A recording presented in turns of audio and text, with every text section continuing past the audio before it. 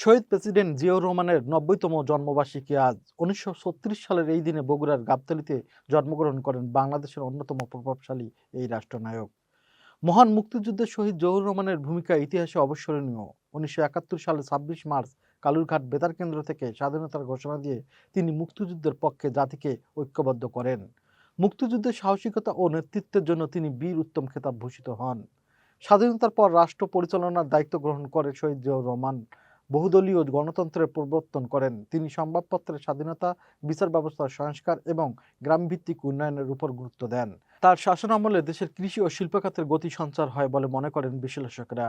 ১৯৮১ সালে ৩০শে মে সামরিক অভ্যুত্থানে তিনি শাহাদত বরণ করেন। তবে তার রাজনৈতিক দর্শন ও কর্মধারা আজও দেশের রাজনীতিতে প্রভাব বিস্তার করে চলছে।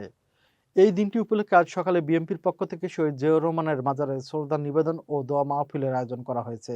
সেই সাথে রাজনৈতিক নেতারা তার আত্মত্যাগ ও অবদান স্মরণ করছে। শহীদ প্রেসিডেন্ট জিয়াউর রহমানের জন্মবার্ষিকীতে জাতি তাকে স্মরণ করছে গভীর শ্রদ্ধায়।